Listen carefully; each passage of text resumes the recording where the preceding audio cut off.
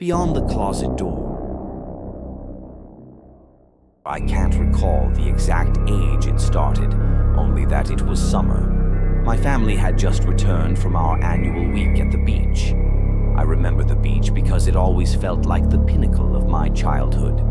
A tradition my parents, though not well off, made sure to keep. Unlike other kids who'd travel overseas, our 1 week at the beach felt like gold, something to savor because it ended too soon, signaling that the long stretch of summer was nearing its close. We always returned home the same time every year, late August. By the time our Jeep hit the driveway, there was a mad scramble to unpack, only to wake up knowing that school loomed 2 days away.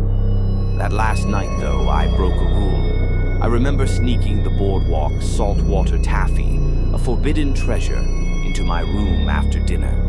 I think that moment, that small rebellion, is when things changed. It was that Monday night, with the warm August breeze slipping through my open window, that I first felt it. The cold gust, but it wasn't from outside. It came from my left, where my closet stood, dark and silent. My first instinct was fear, imagining some creature from my dad's horror novels standing over me, its breath chilling the air around my bed. But after a long moment of panic, I peeked out from my blanket and froze. Where my closet used to be, there was no door. Instead, a black beach stretched out before me, its waves lapping noiselessly against a dark, endless shore. The salty breeze blew into my room, flipping the pages of my book back to the start. I wasn't rebellious by nature, but that night I stepped forward, driven by an overwhelming longing to escape the end of summer and return to the carefree week on the beach. I passed through the doorway, my ears popping as if entering another world. My bare feet sank into cool sand, and the sound of the waves crashing filled my ears. I could still see my room, framed by the doorway, my bed, my scattered clothes, my posters all flapped in the breeze, though none of it felt real anymore. I told myself I'd only take 10 steps into this strange new place. Just 10. I walked along the shoreline, the waves brushing my ankles. I built a small sandcastle, dug my toes into the sand, and wrote, "I hate school," in the sand with my finger, defiant against the inevitable start of the school year. But the eerie stillness gnawed at me.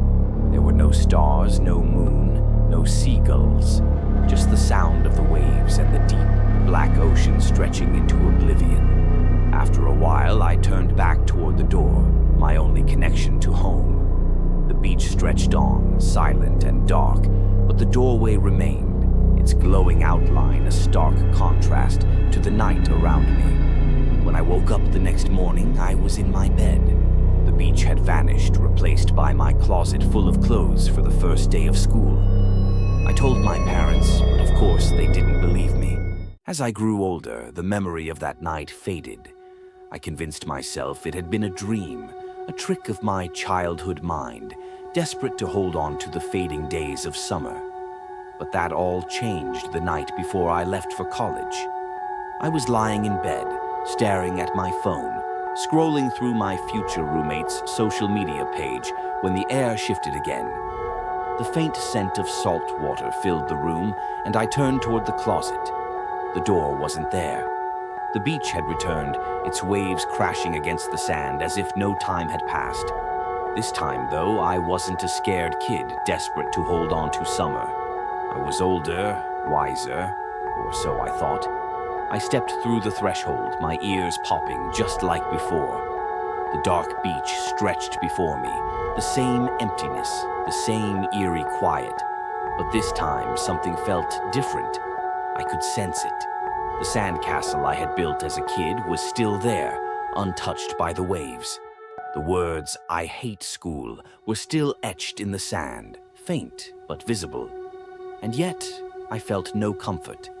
This place wasn't right. It never had been. My phone refused to work, its screen black and unresponsive. The once innocent beach now felt malevolent, as if it had been waiting for me all these years. I stumbled back through the doorway, desperate to escape.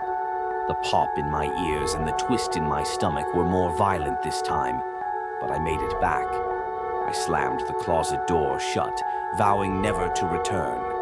I left for college and buried the memory deep within me. Years passed, and I never spoke of it again. I graduated, got a job, and moved across the country. I avoided my childhood home, only visiting once or twice a year. But when my mother passed away, I had no choice but to return.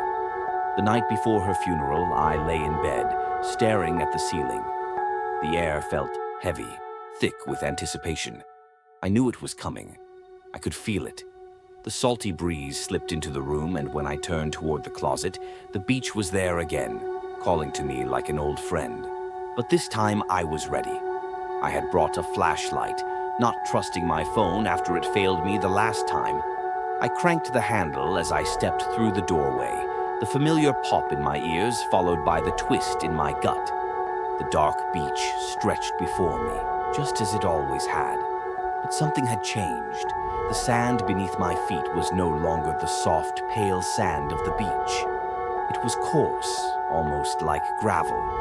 I shone the flashlight down, and my heart stopped. It wasn't gravel. It was bone. Pulverized white bone, scattered across the shore like the remnants of something ancient and long forgotten. My mind raced. This place wasn't a beach. It was a graveyard. The sand castle, the words in the sand, they were relics of my childhood, but the beach itself was something far darker, far older.